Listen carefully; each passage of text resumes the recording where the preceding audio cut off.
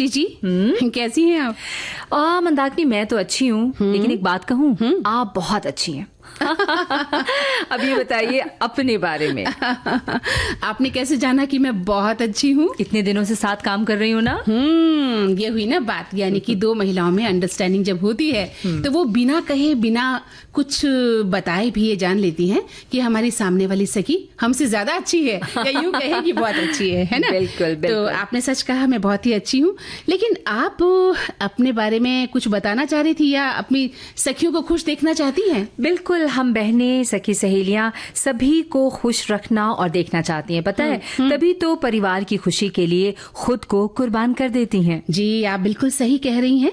महिलाएं चाहे घर हो या कार्यस्थल, पुरुषों के साथ कंधे से कंधा मिलाकर चल रही हैं। बिल्कुल। और अगर हम इतिहास उठाकर देखें तो मंदाकिनी, माँ पुतलीबाई ने गांधी जी और जीजाबाई ने शिवाजी महाराज में श्रेष्ठ, जिसे कहते हैं संस्कारों का जो है ना, वो बीजारोपण किया था। यानी कि नारी के कई रूप हैं, लेकिन नारी का सबसे पवित्र रूप माँ के रूप में देखने में भाता है। आप बिल्कुल सही कह रही हैं, क्योंकि बच्चों में संस्कार भरने का काम माँ द्वारा ही किया जाता है।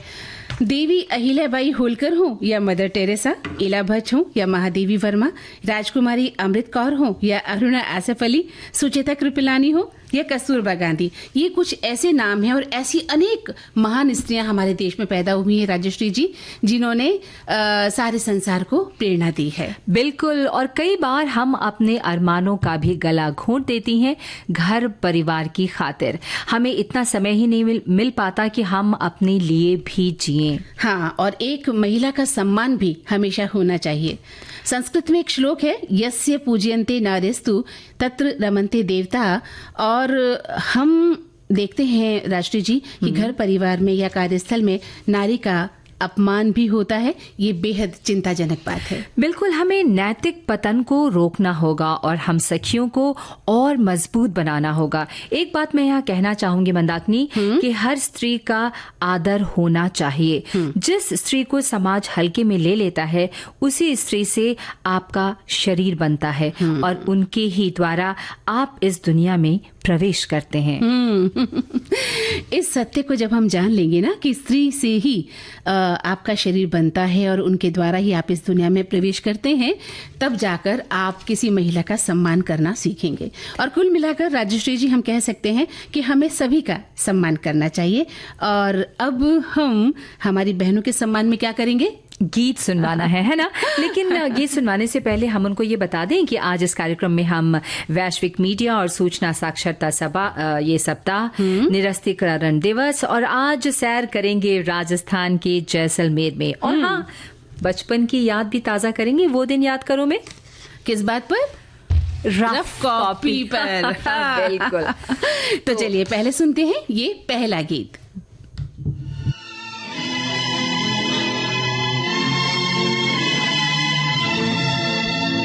तुम कितनी खूबसूरत हो, ये मेरे दिल से पूछो, इन धड़कनों से पूछो तुम, क्यों दिल है तुम पे दीवाना। तुम कितनी खूबसूरत हो, ये मेरे दिल से पूछो, इन धड़कनों से पूछो तुम, क्यों दिल है तुम पे दीवाना।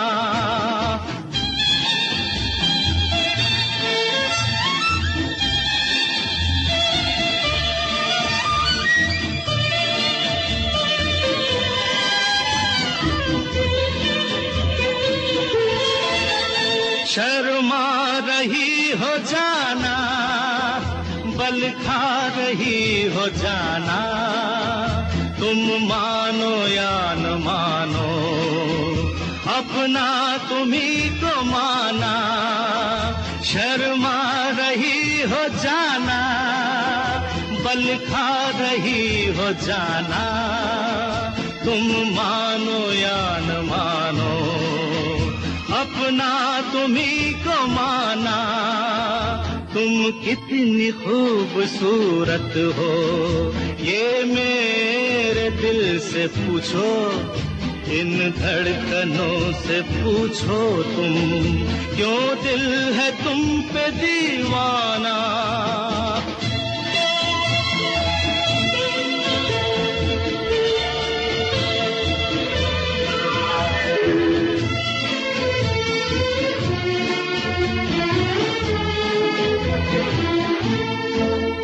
कभी दूर जाके लूटा, कभी पास आके लूटा, ये सितम किया जो तुमने, मुझे मुस्कुरा के लूटा। कभी दूर जाके लूटा, कभी पास आके लूटा, ये सितम किया जो तुमने, मुझे मुस्कुरा के लूटा। तुम कितनी खूबसूरत हो, ये मेरे दिल से पूछो, इन धड़कनों से पूछो तुम, क्यों दिल है तुम पे दीवाना।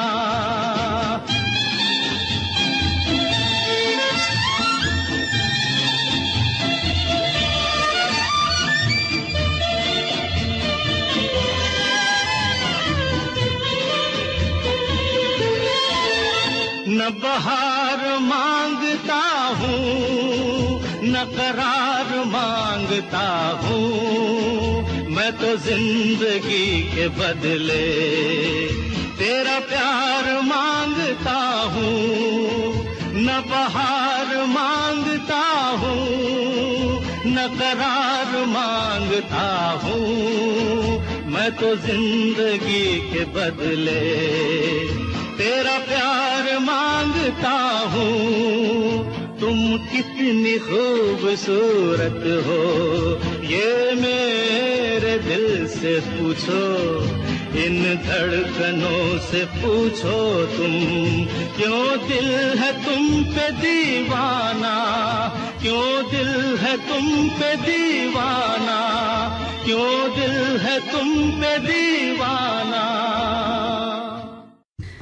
राजेश्री जी, यही बात मैं आपसे पूछती हूँ कि क्यों दिल है तुम पे हमारा दीवाना? क्योंकि तुम बहुत खूबसूरत हो। अच्छा, अब अगर मैं ये कहूँ कि मुझे बहुत खूबसूरत लोग ही मिलते हैं, तो यकीन करेंगी आप? यानी आपने नहले पे दहला मार दिया है ना? वैसे सच कहें तो हमारी जो आसपास की स्त्रियां हैं वो सभी सुंदर हैं। बिल्कुल, और बिल्कुल। हर प्राणी, कण कण में जितने भी प्राणी हैं, जीव हैं, कीट हैं, पतंगे हैं, वो सभी बहुत खूबसूरत हैं। और सुंदरता सिर्फ बाहरी तो होती नहीं, है ना? बिल्कुल। ये मान लो कि कोई बहुत बाहरी तौर पे बहुत खूबसूरत हो मंदाकिनी, और अगर आपसे सहजता से मिले नहीं, बात नहीं करे, उनकी बातचीत में मिठास न हो, कड़वाहट हो, व्यंग हो, तो क्या वो आदमी खूबसूरत लगेगा या वो औरत खूबसूरत लगेगी? कभी नहीं लगेगी, कभी नहीं लगेगी। आपका व्यवहार, आपकी मधुरता, आपकी सहजता, आपकी सरलता, यही आपका दिल जो है जीतती है, हमारा दिल जीतती है। और मंदाकिनी, हमने अपने विषय बताते हुए वैश्विक मीडिया और सूचना साक्षरता सप्ताह की बात की थी। तो भाई ये सप्ताह हम मना रहे हैं, इसका जिक्र करने से पहले हम अपनी सखियों को ये तो बताएंगे ना कि वैश्विक मीडिया और सूचना साक्षरता क्या है। जी हाँ, बिल्कुल। जब हमने ये विषय उठाया है और आज का दिन खास दिन है, तो हमारी जिम्मेदारी बनती है कि हम अपनी बहनों को ये बात कहें या बताएं कि वैश्विक मीडिया और सूचना साक्षरता क्या है। तो वैश्विक मीडिया और सूचना साक्षरता 21वीं सदी की चुनौतियों से निपटने के लिए एक आवश्यक कौशल हमें प्रदान करती है, जिसमें गलत और भ्रामक सूचनाओं से हमें बचना सीखना है, ये बताया जाता है। और हर साल 24 से 31 अक्टूबर तक मनाए जाने वाला वैश्विक मीडिया और सूचना साक्षरता सप्ताह सूचना और मीडिया साक्षरता के क्षेत्र में बहुत महत्वपूर्ण घटना है। राजेश्री जी, बिल्कुल। इस साल ग्लोबल मीडिया और सूचना साक्षरता सप्ताह की थीम है सूचना के लिए डिजिटल मोर्चे, सार्वजनिक हित की जानकारी के लिए मीडिया और सूचना साक्षरता। मीडिया और सूचना साक्षरता को समझने के लिए आपको ये समझना होगा कि हम आज ऐसे युग में रह रहे हैं जहां हम ढेर सारी सूचनाओं से भरे हुए हैं। तो MIL हमें सूचित निर्णय लेने, सामग्री का आलोचनात्मक मूल्यांकन करने और डिजिटल दुनिया की जटिलताओं को निपटने में मदद करता है। बिल्कुल सही कहा आपने। ये MIL हमें ये भी समझाता है कि ऑनलाइन और ऑफलाइन जानकारी तक हम कैसे पहुंचे, खोजें, कुछ आलोचनात्मक मूल्यांकन करें, उपयोग करें और योगदान करें। और ये डिजिटल और भौतिक दोनों क्षेत्रों में हमारे अधिकारों पर भी प्रकाश डालता है। तेजी से बढ़ती डिजिटल दुनिया में अभिव्यक्ति की स्वतंत्रता और सूचना तक पहुंच को बढ़ावा देने के लिए वैश्विक मीडिया और सूचना साक्षरता हमारी मदद करता है। मदद करता है, बिल्कुल करता है। और तभी तो हम यहाँ बैठे बैठे पूरे संसार की खबर प्राप्त कर लेते हैं। बिल्कुल। मंदाकिनी, अब एक गीत सुनवा दीजिए। बहुत सीरियस बातें हो गई हैं। चलिए, तो फिर हमारे श्रोता भी कुछ लिख रहे होंगे। हाँ। इस गीत के बाद हम ये देखेंगे कि हमारे श्रोताओं ने हमारे लिए क्या लिखा है।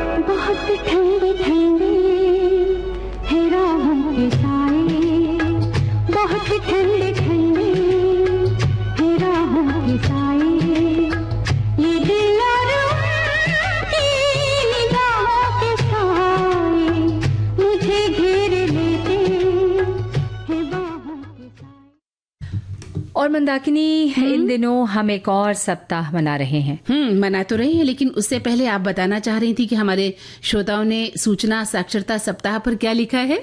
हाँ, उनके भी तो बहुत सारे संदेश आए। बिल्कुल, मैं भूल ही गई। हाँ। जल्दी पढ़ देते हैं ना। एक श्रोता ने लिखा है, भाई सूचना साक्षरता सप्ताह मीडिया, आजकल हमें मीडिया से काफी शिक्षा मिल रही है, लेकिन ये ध्यान रखें कि आपको शिक्षा और सूचना का कहाँ उपयोग करना है, और ये सप्ताह इसी के प्रति जागरूकता हेतु मनाया जा रहा है।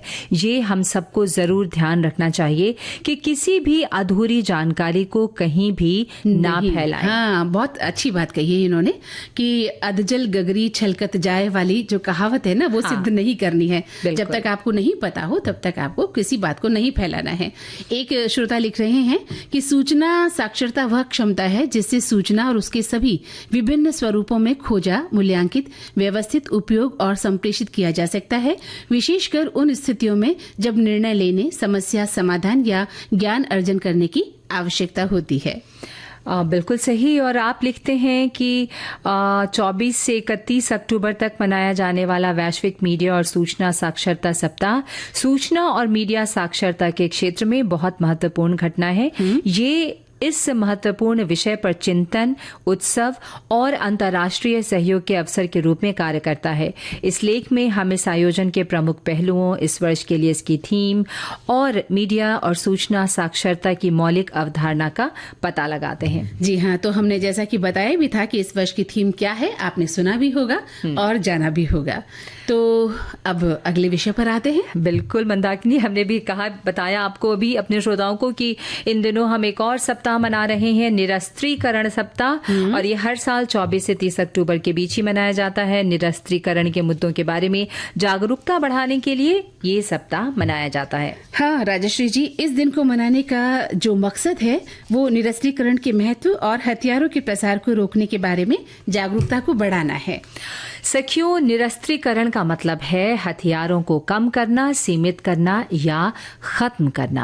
आमतौर पर निरस्त्रीकरण किसी देश के सैन्य या किसी खास तरह के हथियारों को लेकर होता है। और निरस्त्रीकरण का अर्थ अक्सर सामूहिक विनाश के हथियारों जैसे कि परमाणु हथियारों का पूर्ण उन्मूलन माना जाता है। और हम तो उम्मीद करते हैं कि एक दिन सभी परमाणु हथियार खत्म हो जाएं और शांति की स्थापना हो जाए। बिल्कुल मंदाकिनी, बिल्कुल सही कहा आपने। सच है, जीवन में शांति कितनी जरूरी है ना। बहुत बहुत जरूरी है। और देखिए ना, महात्मा गांधी जी ने तो कहा था कि शांति का मतलब है सभी इंसानों के प्रति सद्भावना रखना। और गांधी जी ये भी कहते हैं कि कोमल तरीके से भी दुनिया को बदला जा सकता है। कितनी बड़ी बात कही है गांधी जी ने ना, कि कोमल तरीका भी हम अपना सकते हैं, क्योंकि वो अहिंसा को मानते थे।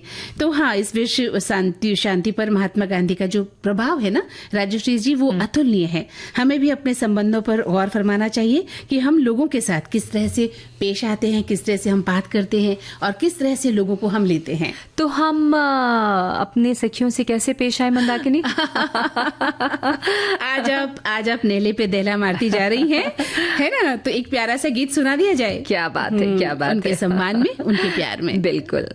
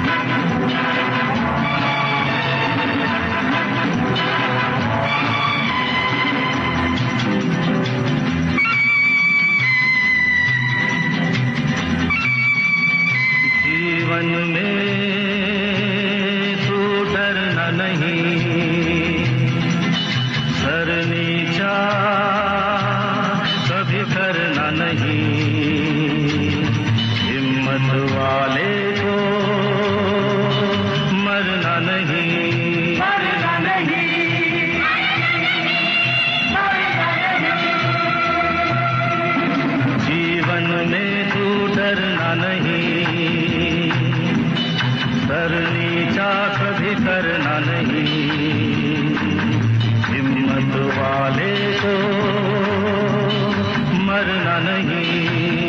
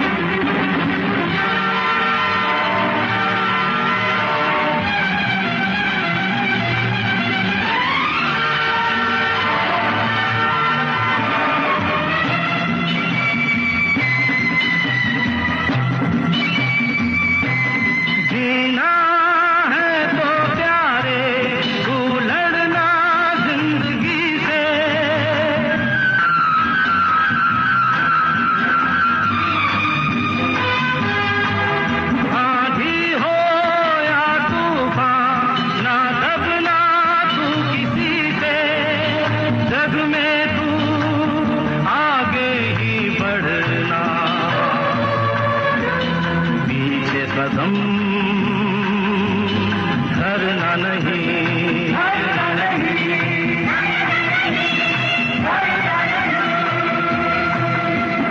जीवन ने तू डरना नहीं, सर नीचा कभी करना नहीं, हिम्मत वाले को मरना नहीं, मरना नहीं, मरना नहीं।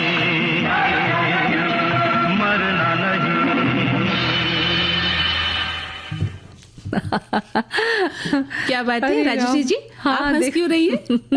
देखो ना, ये संदेश पढ़ के मैं हंस रही हूँ। किसी ने लिखा है, हमारे एक श्रोता लिखती हैं कि आज बहुत आनंद आएगा सखी सहेली में, क्योंकि आज राजेश्वरी जी के साथ मंदाकिनी जी हैं और इन दोनों का तालमेल बहुत अच्छा रहेगा। जरा मैं भी तो देखूं क्या लिखा है इन्होंने। हाँ, ये लिखती है कि आज दोनों ही राजेश्वरी जी और मंदाकिनी जी, क्योंकि बहुत ही अनुभवी उद्घोषिका हैं, तो इन लोगों का, इन दोनों का आपसी जो वार्तालाप है बहुत ही आनंददायक होगा। चलिए हम इनका शुक्रिया अदा कर दें। और इनकी बातों से वाकई हमें आनंद आ गया है। हाँ बिल्कुल, मुझे तो बहुत हंसी आ रही थी। ये कार्यक्रम इतना लोग पसंद करते हैं, सुनते हैं, आनंद इनको रोज आता होगा, लेकिन खासकर कोई अगर ऐसे बात लिख देता है तो पता चलता है ना, कुछ बातें कहकर पता चलती है। बिल्कुल बिल्कुल। अच्छा देखो, हमारे श्रोता ने ये भी लिखा है कि निरस्त्रीकरण एक प्रक्रिया है जिसमें अनुबंध को रद्द करना या उसके साथ ऐसा व्यवहार करना जैसे वो अस्तित्व में था ही नहीं। ये तभी संभव है जब कोई अनुबंध शून्य, अमान्य या कानूनी रूप से बाध्यकारी नहीं रह जाता। जी हाँ, तो हमारे एक श्रोता लिखती हैं कि निरस्त्रीकरण का अर्थ है किसी राज्य की सैन्य क्षमताओं या साधनों में कमी या पूर्ण उन्मूलन, देशों के बीच हथियारों की होड़ को रोकना, मानवता के लिए खतरे को खत्म करना और नागरिकों के बीच पीड़ा को रोकना और राज्यों से सैन्य खर्च का बोझ खत्म करना बहुत जरूरी है। कितना शानदार और उम्दा लिखा है ना। और खुशी की बात यह है राजेश्वरी जी कि अंतर्राष्ट्रीय स्तर की ये बातचीत है जिसे हमारे श्रोता हम तक शेयर करते हैं, यानी वो सोचते हैं और मनन और करते हैं ना, हम तक बात पहुंचती है। बिल्कुल। तो अब एक और शानदार गीत सुन लिया जाए। जरूर।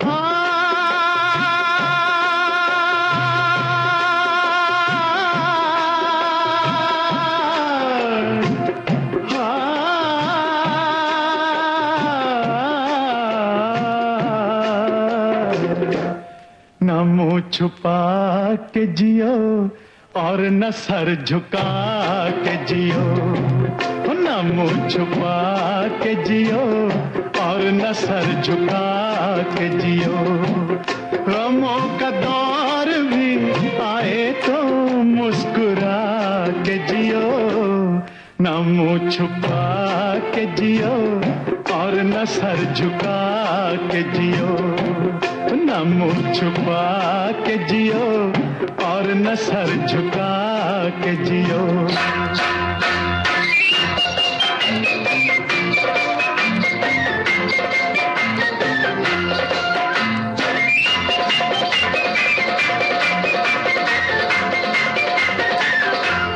घटा में छुप के सितारे फना नहीं होते, घटा में छुप के सितारे फना नहीं होते, अंधेरी रात के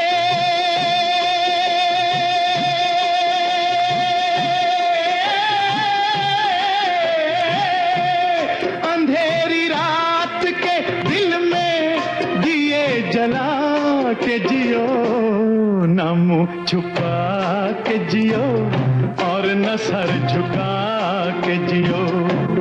गमों का दौर भी आए तो मुस्कुरा के जियो, न मुंह छुपा के जियो और न सर झुका के जियो।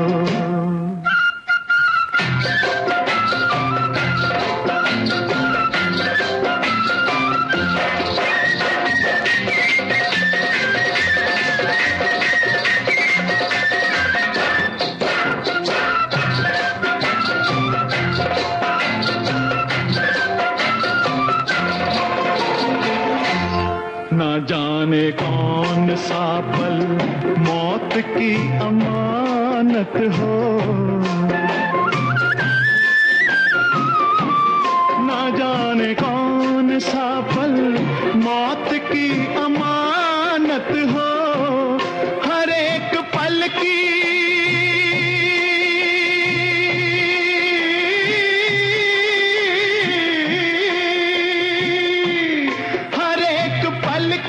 खुशी को गले लगा के जियो, न मुंह छुपा के जियो और न सर झुका के जियो। ओ गमों का दौर भी आए तो मुस्कुरा के जियो। अभी हम लेते हैं एक छोटा सा अंतराल।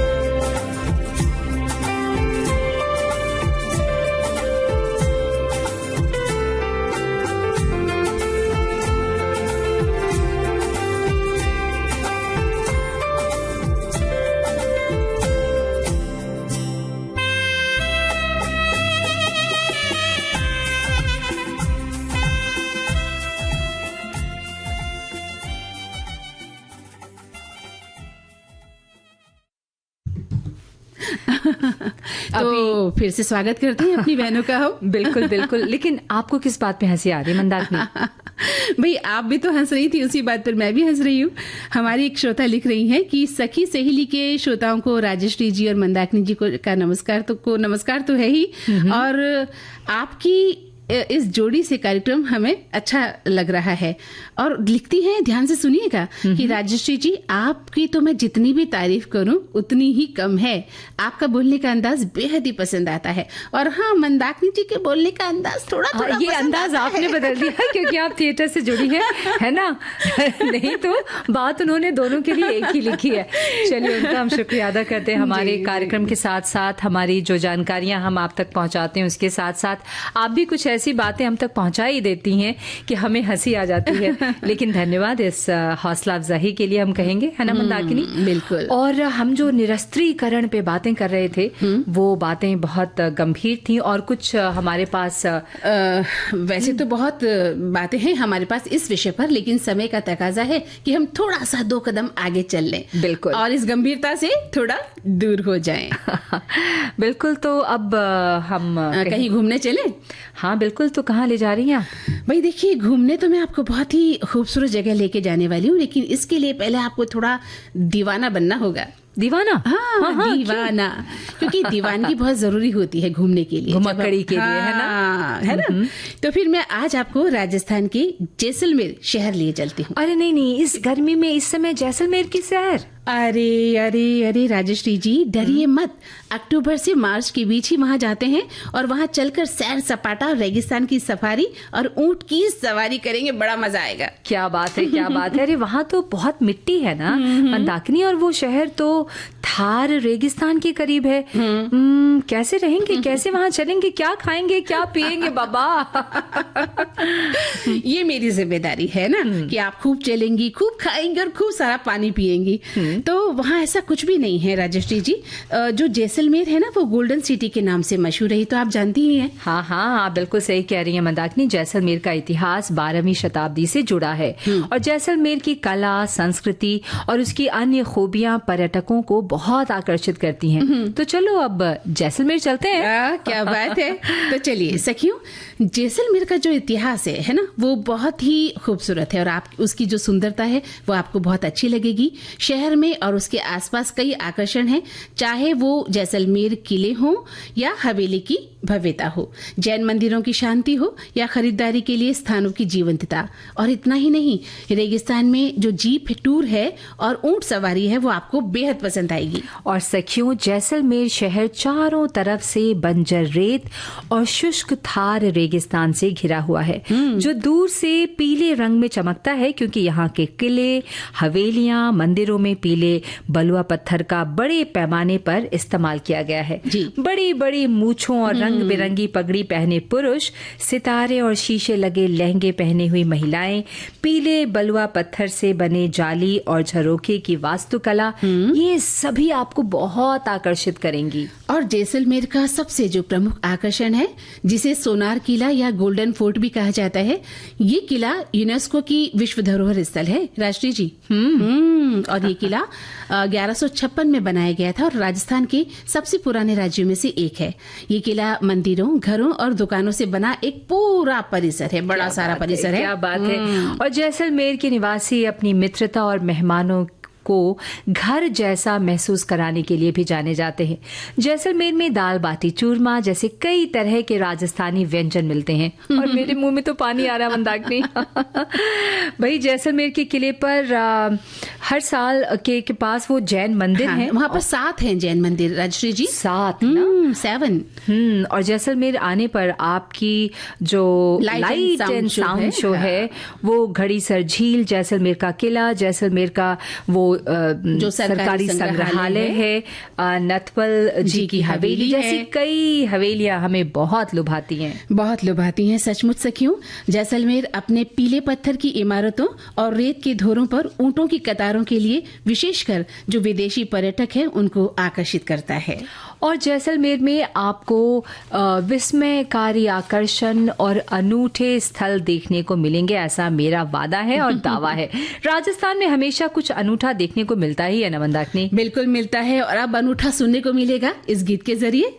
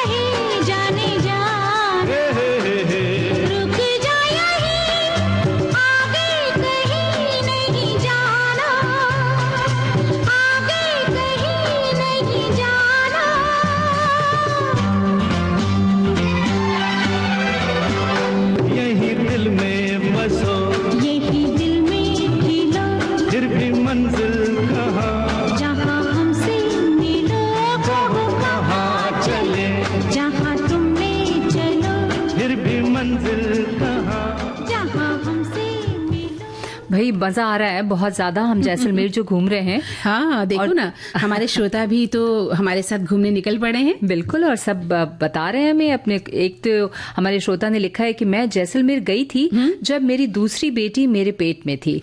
ऊबड़ खाबड़ रेतीले रास्ते, चलने में थोड़ी दिक्कत हुई थी। मेरे साथ मेरे पति, बड़ी बेटी और 1-2 लोग और थे वहीं के। सब ऊंट पर बैठकर घूमने जा रहे थे। मैं भी बैठी, जैसे ही ऊंट खड़ा होने लगा मुझे बहुत जोर से डर लगा और मैं तुरंत उतर गई। बाकी सब घूम कर आए। दूर दूर तक रेगिस्तान था, बाकी किले भी देखे। उन्होंने देखे। तो जो ऊंट की सवारी है ना, वो थोड़ा सा डराती तो है। जब ऊंट बैठे बैठे खड़ा होता है तो उस वक्त एक बार को डर लगता है राजश्री जी, गिर जाने का। हाँ, कि कहीं गिर जाएंगे। जिस तरह से ऊंट हिलता है ना, तो हमारा शरीर भी उतना ही हिलता है। एक श्रोता लिखते हैं, भाई एक बात और मैं अपने श्रोता से कहना चाहूंगी, लिखते हैं और लिखती हैं जो हम नहीं बोल पाते, हमें थोड़ा माफ करें। हमारे सखा और सहेली दोनों ही इस कार्यक्रम से जुड़ते हैं, तो ये मान के चलिएगा कि हम दोनों को ही याद कर रहे हैं। तो एक श्रोता लिखते हैं कि जैसलमेर राजस्थान का ये बहुत ही खूबसूरत शहर, यहाँ पर आपको राजस्थान की खूबसूरती, राजस्थान का खाना और राजस्थान के कपड़े जरूर मिलेंगे। और ये शहर घूमने का मजा कुछ और ही होता है आपके लिए, क्योंकि राजस्थान का खाना और राजस्थान की बोली दोनों ही अच्छे हैं। बहुत बढ़िया। और एक श्रोता ने लिखा है, अभी 2 साल पहले ही घूमने का अवसर मिला। कार द्वारा सपरिवार दिल्ली से यात्रा प्रारंभ कर जयपुर, सालासर, सीकर, झुंझुनू होते होते जैसलमेर रात को पहुंच गया। होटल में विश्राम कर अगले दिन नगर घूमा गया। आधी आबादी आज भी जैसलमेर किले में ही रहती है। स्वर्णिम पीले पत्थरों की ये नगरी अपने आप में ही अनोखी है। महलों के साथ ही साथ नगर में ही एक तालाब भी है। समूचे इलाके में रेत का ही भंडार है। अगले दिन वहां से कुछ दूर तनोट बॉर्डर का भी भ्रमण करते हुए जोधपुर, उदयपुर शहर से होते होते भीलवाड़ा में बेटी के यहाँ से होते हुए दिल्ली वापस आ गया। देखा, इन्होंने तो पूरा ही वर्णन लिख दिया है। एक श्रोता लिखते हैं कि जैसलमेर ये राजस्थान का एक गोल्डन सिटी के नाम से जाना जाने वाला शहर है और यहाँ थार का रेगिस्तान और ऊंट की सवारी काफी मशहूर है। जैसे वहाँ तंबू में रहना और रात्रि का कल्चरल कार्यक्रम देखना बहुत ही सुंदर लगता है। यहाँ के ऐतिहासिक किले, उनकी कहानियां, ये सभी अनुभव करने की बातें हैं और मैं वहाँ जनवरी में घूमने गया था। क्या बात है। और एक श्रोता ने लिखा है कि बड़ा बाग के अंदर स्थित व्यास छतरी जैसलमेर के सबसे लोकप्रिय पर्यटन स्थलों में से एक है। सुरुचिपूर्ण राजस्थानी वास्तुकला और जटिल नक्काशी के साथ सुनहरे रंग के बलुआ पत्थर की छतरियों की एक सरणी के साथ ये संरचनाएं देखने लायक थीं। सचमुच छतरियों की वास्तुकला को निहारने के अलावा आप एक तरफ जैसलमेर किले और दूसरी तरफ रेत के टीलों के सुंदर दृश्यों का आनंद ले सकते हैं। व्यास छतरी देखने का सबसे अच्छा समय अक्टूबर से मार्च तक है। जो मंदाकिनी जी ने बताया था, जो मैंने कह दिया था कि गर्मी का समय है। तो देखा आपने, ये जो जैसलमेर की जो सैर है वो अच्छी लग रही है ना राजश्री? बहुत जबरदस्त।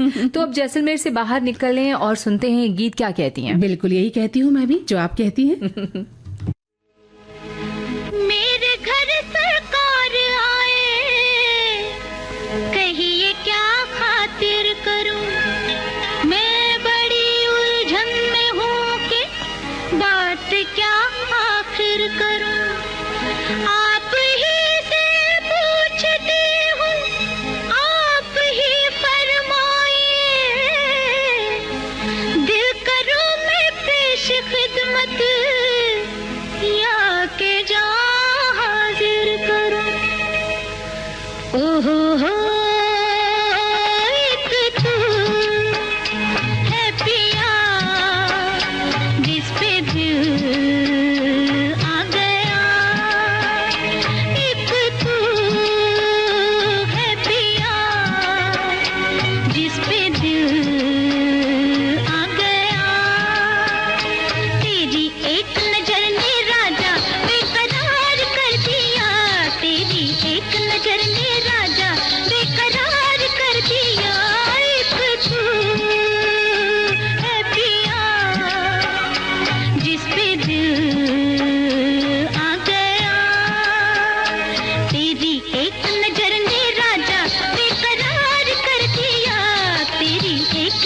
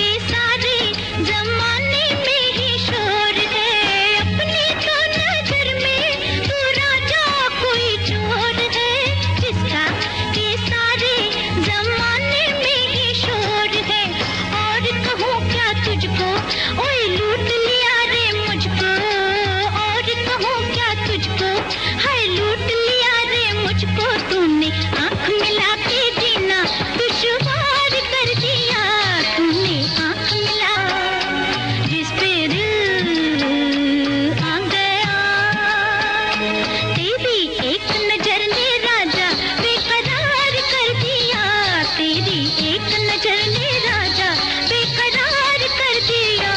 एक तू है पिया जिस पे दिल आ गया।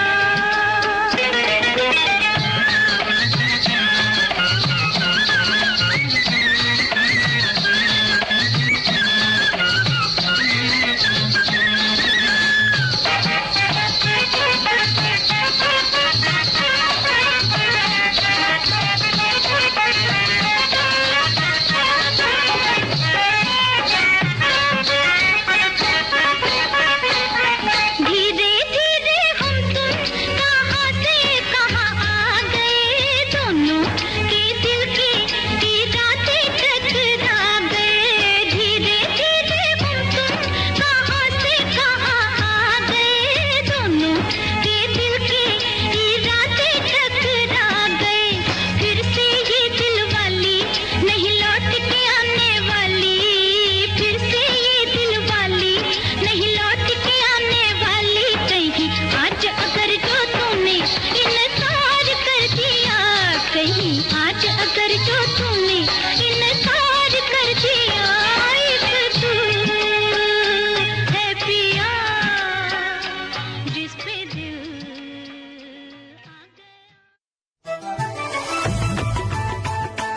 मन की बात है जन जन की, सभी की कुछ अपनी सी, संघर्षों के कुछ किस्से, कहानी कुछ सफलताओं की, अनकही विरासत की, उम्मीदें नए भारत की। महीने के आखिरी रविवार का रहता है इंतजार, मलयाचल के आंचल से विंध्याचल के आंगन तक, ब्रह्मपुत्र के घाट से हिमालय के विस्तार तक होती है मन की बात प्रधानमंत्री के साथ। तो सुनिए इस महीने 27 अक्टूबर सुबह 11 बजे मन की बात आकाशवाणी और दूरदर्शन के सभी चैनलों पर। माननीय प्रधानमंत्री के प्रसारण के तुरंत बाद मन की बात का प्रादेशिक भाषाओं में अनुवाद आप सुन सकते हैं आकाशवाणी और दूरदर्शन के संबद्ध प्रादेशिक चैनलों पर। मन की बात के प्रादेशिक भाषाओं में अनुवाद का पुनः प्रसारण आप सुन सकते हैं रात 8 बजे आकाशवाणी और दूरदर्शन के सभी प्रादेशिक चैनलों पर। तो याद रखिए, रविवार 27 अक्टूबर सुबह 11 बजे मन की बात। हाँ मंदाकिनी, अब वो दिन याद करें। कौन से दिन? वो दिन कौन से?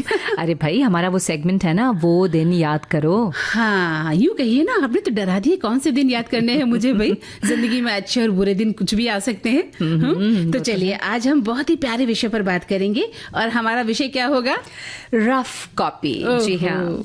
और बचपन के वो दिन जब हमारे पास भरा पूरा स्कूल का बैग होता था, हमारे सब्जेक्ट्स की किताबें, कॉपियां जिसमें क्लास वर्क, होमवर्क की कॉपी जिसे हम CW HW बोलते थे, और एक कोने में दुबकी हमारी रफ कॉपी। बिल्कुल सही कहा, हमारी प्यारी सी रफ कॉपी। और वो कॉपी जो थोड़ा सा अन्य कॉपियों से सस्ती और मोटी होती थी। जी हाँ, रफ कॉपी वो हमारी अपनी कॉपी होती थी जिसमें टीचर का कोई डर नहीं होता था। मतलब ये कि साफ राइटिंग में लिखो, ये क्या लिख दिया। रेड पेन से सर्कल बनाकर कोई नोट डाल दिया जाता था। कभी उसमें कोई क्वेश्चन मार्क होता था या फिर वेरी पुअर। और ये सब देखकर घर जाते ही माँ की चपत या फिर डांट। बिल्कुल सही कहा, जब हमारी कॉपी में कहीं भी थोड़ी सी कमी दिखती थी तो क्लास टीचर यही तो करती थी। तो लेकिन रफ कॉपी में कोई डर नहीं होता था, बिंदास हम उस रफ कॉपी में चित्र बना लेते थे, कविता लिख लेते थे, और मोर पंख भी रखती थी मैं तो। हाँ। और कभी कभी पेज का एक कोना मोड़ भी देती थी, जो कि CW और SW की कॉपी में अलाउ नहीं होता था। बिल्कुल भी नहीं।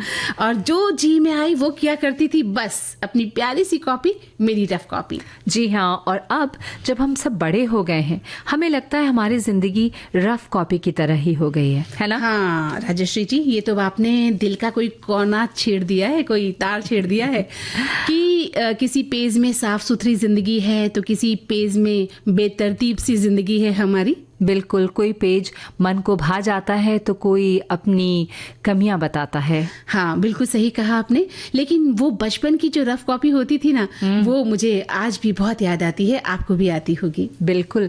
तो एक गीत सुन ले। बिल्कुल।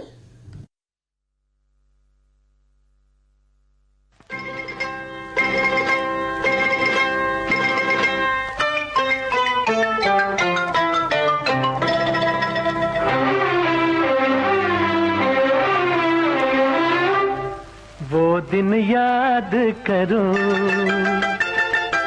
वो दिन याद करो, वो छुप छुप के मिलना, वो हंसना हंसाना, वो दिन याद करो। वो दिन याद करो, वो दिन याद करो, वो फूलों की छैया, वो मौसम सुहाना, वो दिन याद करो।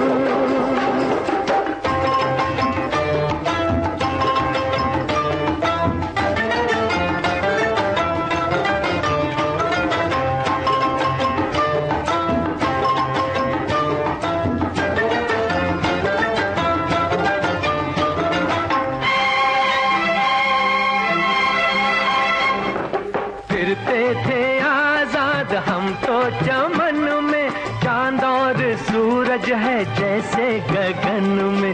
फिरते थे आजाद हम तो चमन में, चांद और सूरज है जैसे गगन में।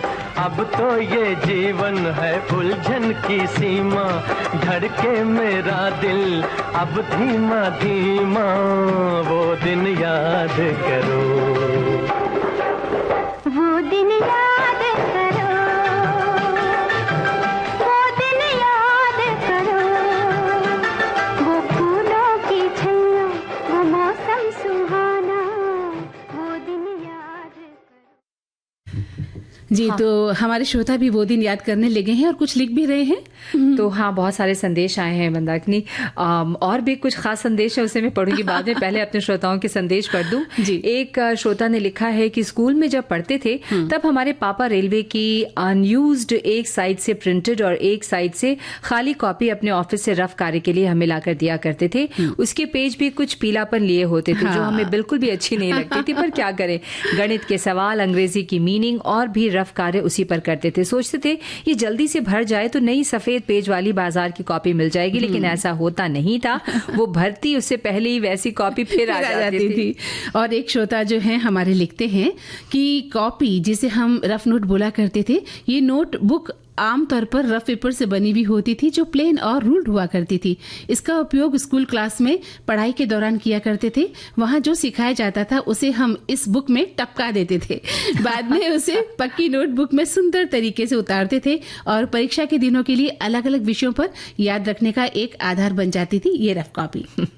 और एक श्रोता ने लिखा है, आप लिखते हैं कि जब हम स्कूल में पढ़ा करते थे तब रफ कॉपी कुछ इस तरह से बनाया करते थे, सभी विषय की कॉपी में से बचे हुए कोरे पेज निकालकर सिलाई कर लेते थे। अच्छा, ऐसा भी होता था, बिल्कुल होता था। उसके ऊपर अच्छा कवर लेते थे और अच्छी खासी कच्ची कॉपी बन जाती थी। और एक श्रोता लिखते हैं कि रफ कॉपी हम लोग कई बार रफ कॉपी में कविताएं लिख देते थे या कुछ गाने भी लिख दिया करते थे, और जब बाद में उनका पढ़ना होता था तो पढ़कर काफी मजा भी आता था।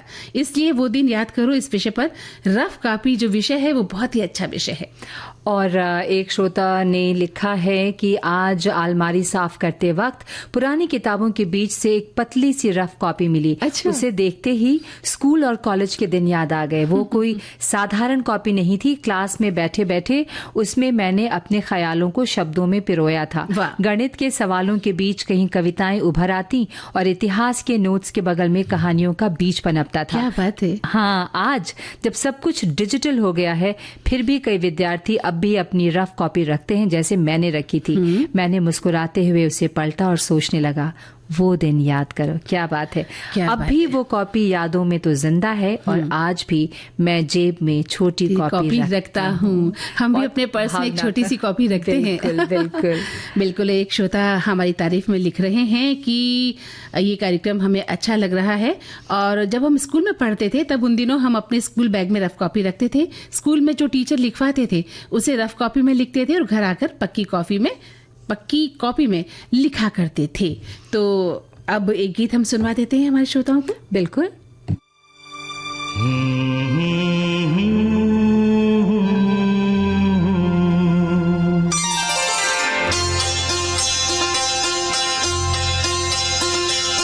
क्या मौसम है,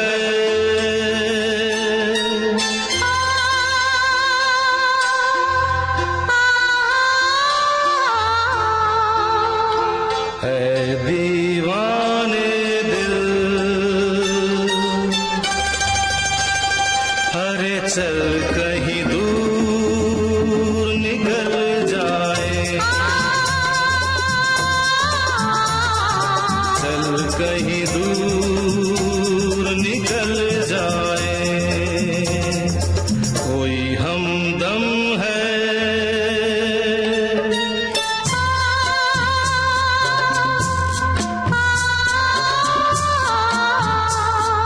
चाहत के काबिल, तो किस लिए हम संभल जाए, चल कहीं दूर निकल जाए।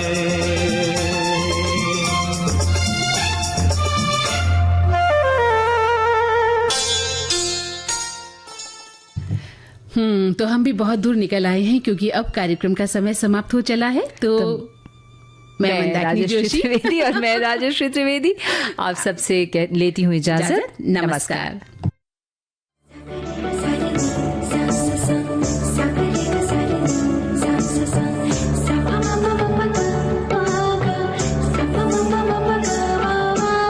सखी सहेली